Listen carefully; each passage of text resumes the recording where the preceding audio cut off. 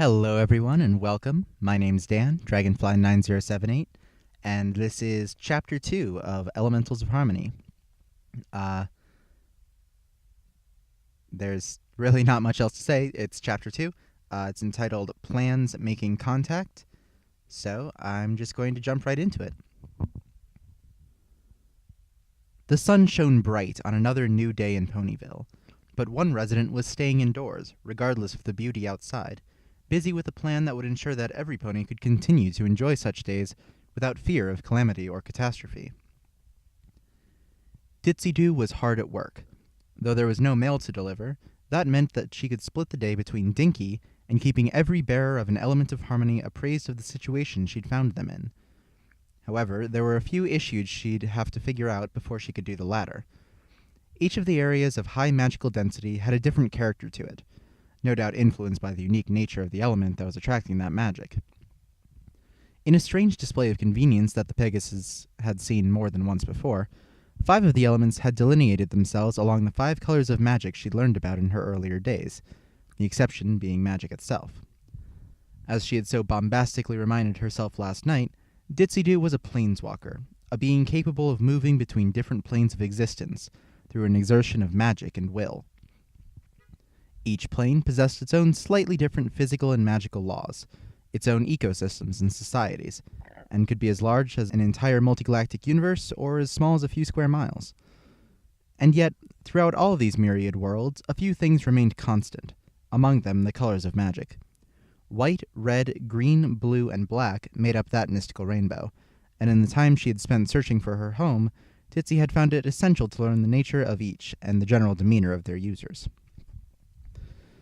The Sugar Cube corner bore the most dangerous aura, saturated with black mana, the energy of death, decay, and madness. The element of laughter, it seemed, truly encompassed all laughter, not all of which was friendly, innocent, or even sane. Fortunately, the bakery was also home to the pony most receptive to her warnings. Ditsy believed that Pinkie Pie was, if not quite crazy, then at least a few degrees out of alignment with the rest of reality. Just enough to see glimpses of other worlds, to understand that she was part of a small system in a much larger existence. The others wouldn't be nearly as easy to convince. For the most part, the Grey Mare wasn't as close to them as she was Pinkie, as they lacked that awareness of something greater than their world that had acted as a surprising but welcome foundation to her friendship with the party pony. Furthermore, that lack of awareness would no doubt make them disregard as direct and overt a warning as the one she had given earlier. Ditsy's unfortunate reputation, acquired as she'd struggled to master the aerial layout of even a small town like Ponyville, would not help matters. She might as well start wearing a sandwich board painted with "The end is near" and march around the town square for all the good it would do. Ditsy sighed and shook her head. No, she could make this work. She had to make this work. There was no one else who could. To her knowledge, there wasn't another being in the world with the ability to literally see magic, and the odds of the princesses listening to some nobody who had, by all accounts, ceased to exist for 6 years was laughable. "Mommy?" The blonde turned from her desk, where she'd been doodling possible approaches to the subject of vast mystical cataclysm. She saw the most important reason she needed to get this done. "Yes, Muffin? Can we go to the park?" Well, it wasn't like she'd be able to figure this out by driving herself into a frenzy before she even did anything. "Of course. Just let Mommy get her saddlebags and we'll be on our way." Dinky-Doo trotted up to her mother and gave her an affectionate nuzzle. "I have the best mommy ever." Ditsy's heart melted, and she swept up her daughter in an Ursa hug. She only hoped she could live up to such expectations. Nearly every pony in town knew about the Cutie Mark Crusaders. Even if you hadn't been at their hilariously bad rock operetta, they had probably crash-landed in your yard at some point, likely covered in tree sap. Opinions, unsurprisingly, were mixed. Any foal who wasn't named after jewelry or an eating utensil thought the Crusaders were the coolest thing since milled oats. Some adults considered them a nuisance, wreaking havoc with debatable innocence. Others thought them fools, who were delaying their Cutie Mark's appearance by trying too hard and ignoring their obvious skills. But a few couldn't help but be amused by their antics, the follies of youth overshadowed by the thrill of excitement, and the heartwarming sight of 3 friends supporting each other in what was a rough time for any pony. Ditsy put herself in this last group. only hoping that it took nothing as drastic for the trio's marks as it had for hers. As such, she was happy to have Dinky catch up with her friends, or, as the young unicorn thought of it, genuflect before her heroes, especially since Applebloom's brother was keeping an eye on them. So sensible a stallion would surely stop any sap-soaked sallying forth. "I hope you don't mind having one more filly to watch, Big Macintosh." Ditzy was already hovering off the ground in preparation for her next destination, but that was no reason to be rude. "I shouldn't be too long, but, well, Dinky's a bit too young to be casting cloud-walking spells, and a bit too old to be carried around." "A bit?" cried the filly indignantly. How was she supposed to look cool in front of the Crusaders with her mother making her look like a baby? "All right, you're much too young to be casting cloud-walking spells." This prompted laughter from every pony but the younger Dew, whose scowl and blush both deepened. Dumb moms. "Ain't no trouble at all, Miss Ditzy," Big Mac assured her. "We should be in the park all day. Y'all just come back when you're done with those errands in the clouds." "Thanks again. Be good, Muffin. I love you." With that, Dinky was, in her mind, blessedly free of the mare who she still considered to be the best mommy ever. It was just that even the best mommy ever was still a parent, and thus couldn't be expected to understand the complex dynamics of coolness.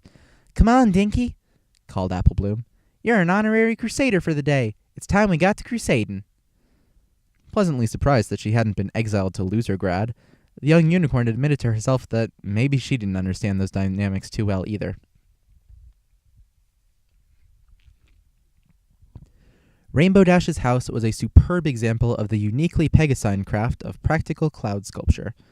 Sure, other races could walk on clouds and manipulate their weather output, but no other equestrian species thought to build their dwellings out of the very sky.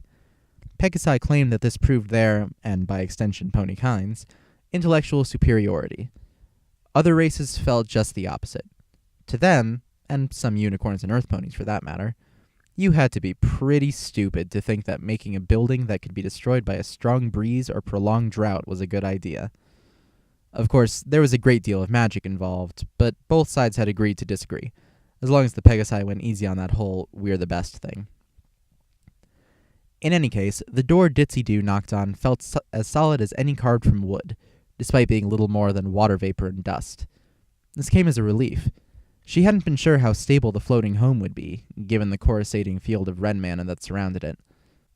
Red magic, normally more associated with the mountains than the clouds, was the stuff of instability and chaos. Solid walls were anathema to it, but Dash's craftmanship was apparently up to the task. Though, the crimson energy had been called by loyalty, weighing more towards passion and emotion than mindless destruction. Destroying the home of what attracted it would certainly be a betrayal, wouldn't it? Ditzy sighed. Magic worked by its own logic, and some parts of that logic came more easily to her than others. Red mana was her worst subject, so to speak. Much of the path of the red mage involved acting before, or more often, without thinking. As one old acquaintance had put it, the key was to stop worrying and learn to love the boom spells. That kind of nightmare-may-care attitude just didn't sit well with Ditzy. Some corner of her mind would always nervously recount the things that could go wrong, and it ruined any effort to shape the power of fire and lightning. Ironically, worrying about what could go wrong with such power inevitably caused that very event to transpire. Red mana was, in the Grey Pegasus' opinion, kind of a jerk like that. Her ability to understand those who wielded it was similarly impaired, since she couldn't grasp the reasoning guiding such a reckless person, if any. Just as the bubble-flanked mare was about to knock again, realizing how much time she'd already spent here, the door opened a crack. A bleary-eyed blue head, topped with a mane colored in 6 hues and pointing in twice as many directions, poked out of the opening.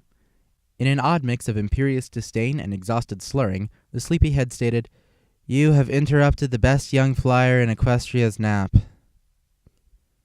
Ditzy rolled her eyes, which was rather more impressive for her than most. It wasn't as bad as the week after she'd gotten the trophy, but Dash still felt the need to sprinkle her conversation with the occasional reminder that, yes, she'd won that contest. It raised some unpleasant memories about the judges. The blonde didn't even see how her flying could be described as pitchy. Oh well, not important right now. What was that the drowsing Pegasus didn't even have her eyes open. "Hello, Rainbow Dash."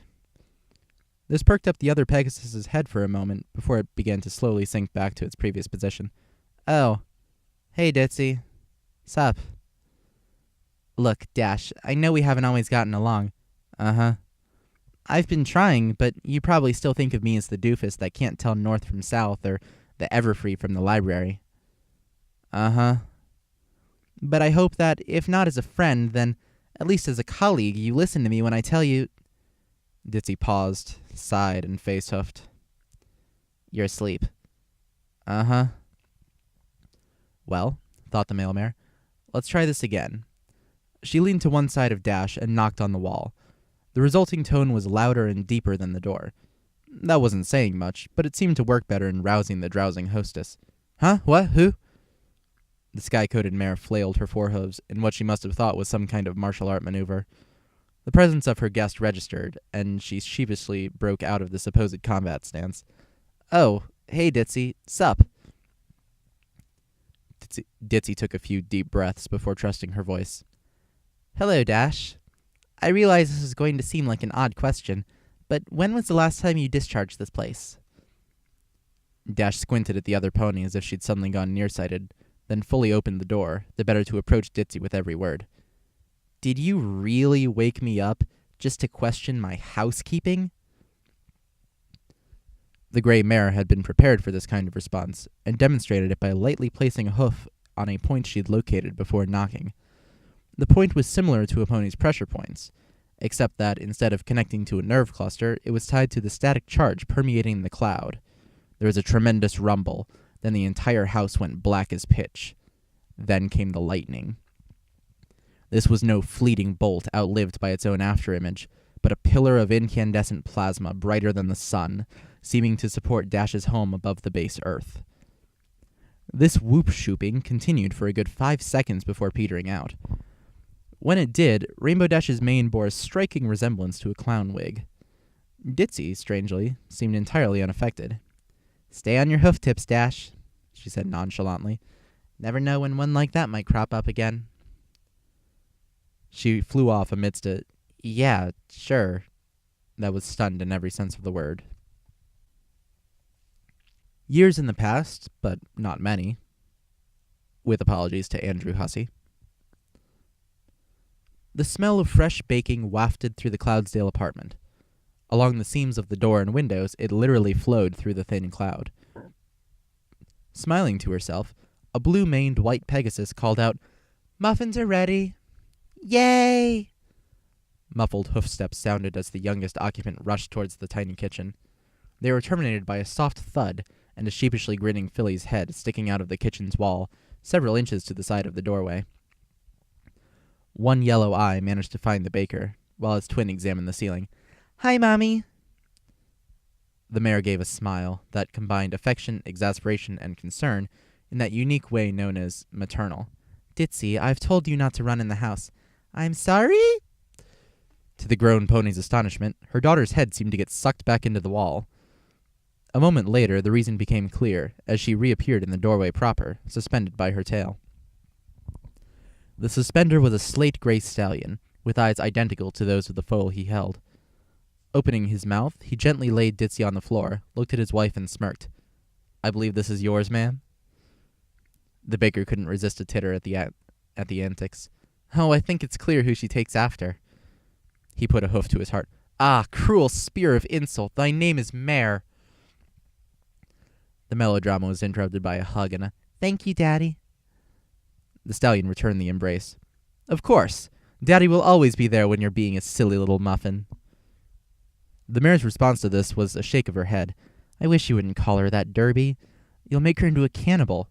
My dear Nimbus, I will have you know that I am continuing a proud tradition. The Deuce have always been muffins, and we have always loved muffins, so ever shall it be. Muffins! Added the dramatist's daughter.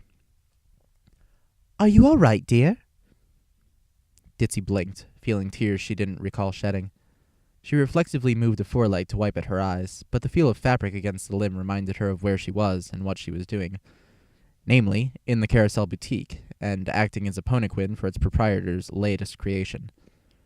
As she returned to a standing stance, the mailmare replied, Fine, just thinking. Rarity gave a sigh of relief. Good. For a moment I was afraid I'd stuck you with a pin. So, anything you want to share? You're doing me such a tremendous favor that the least I could do is offer an ear.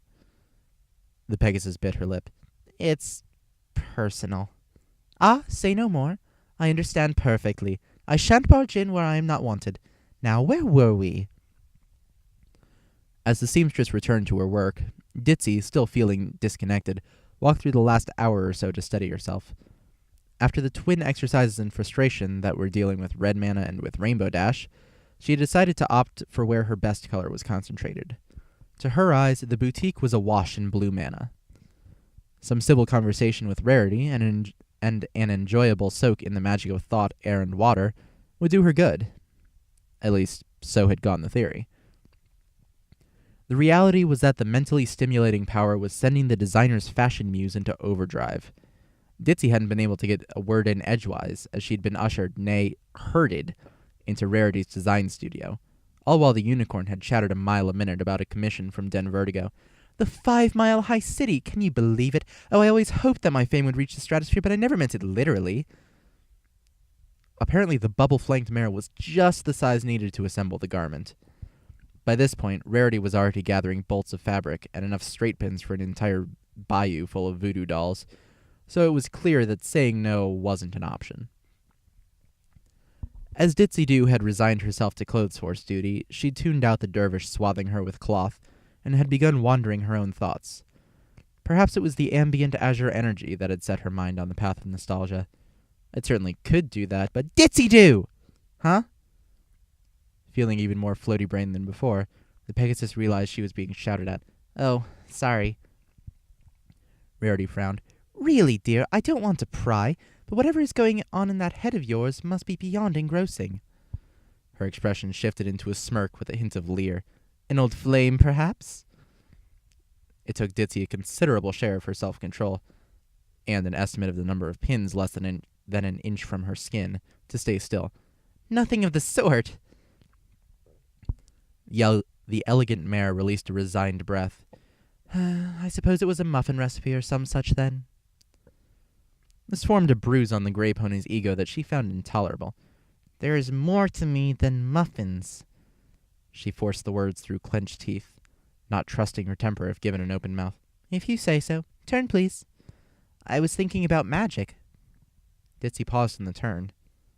Had she really just said that? Why had she just said that?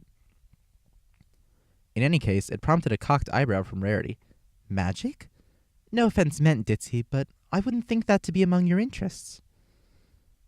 The male mare scrambled for something to cover her hindquarters, half-finished dress notwithstanding. Well, every pony has some degree of inherent magic.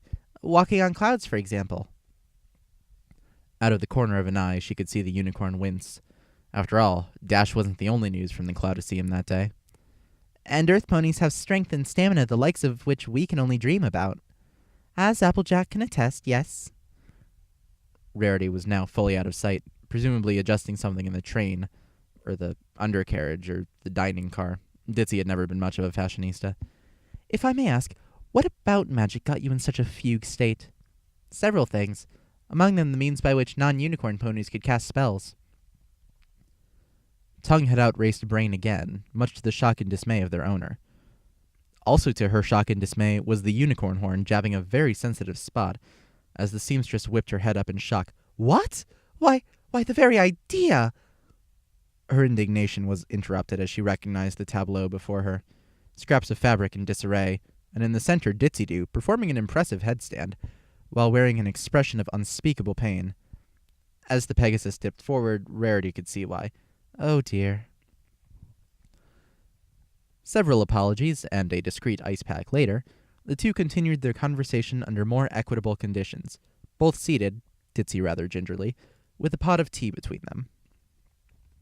So, summarized Rarity, you're saying that there's a growing concentration of magical power around the boutique that's been fueling my recent flurry of ideas? Exactly. I see. Now, according to what you've been telling me, at least part of the reason behind the intensity of my inspiration is because as a unicorn I'm much more sensitive to this manner of thing. Why haven't I seen any change in Sweetie Belle? The Pegasus shrugged. Several factors could be in play. Her immature, undefined magic, her spending less time in the boutique than you, the nature of her soul. It's also possible that it is affecting her, but in ways you either can't see or don't notice. I'm sorry. What was that about my sister's soul? If Ditzy noticed the venom under the honey in that sentence, it was too late to stop her answer. Your soul is precise, methodical, controlling. Even your cutie mark is crystalline. Sweetie is more open, more flexible. Blue magic would alter her in different ways than it does you. Blue magic? Why should color matter? The gray mare's brain finally got around to reviewing the transcript of the conversation. Her pupils shrank to pinpricks. And where did you learn all of this anyway? The unicorn stood between Ditzy and the only exit that didn't involve an open window, of which there were none. I have to go pick up Dinky. Big Macintosh has enough on his hose with the Crusaders. Rarity stood her ground. Not until I get some answers. Rarity, please. There was one other option, but it was an absolute last resort. Something very fishy is going on here, and we're herbivores, if you'll pardon the waxing Pinkie Pie. Now I want you to sit yourself back down and... The violet-maned mare trailed off as her eyes began following Ditsy's. The yellow orbs were moving in a hypnotic rhythm, enhanced by a small sample of the mind magic suffusing the shop. You will forget everything unusual I said today, the Pegasus intoned, eyes still swaying in their sockets. You will remember the warning, and should what I warned you about come to pass, you will know to seek me out. Do you understand? The reply was a quiet monotone. Yes. Good. You will now allow me to leave, and leave this trance 10 seconds afterwards. Yes. Her own eyes still oscillating, Rarity moved to one side. And for what it's worth, Ditzy muttered as she made for the door, I'm sorry. As the planeswalker closed the door, the unicorn's response was twofold. A single tear down one cheek and a quiet, Derp. All right, there you have Chapter 2. I hope you all enjoyed it. And I don't know, don't really have anything else to say. So I will see you guys next time. Thanks for watching.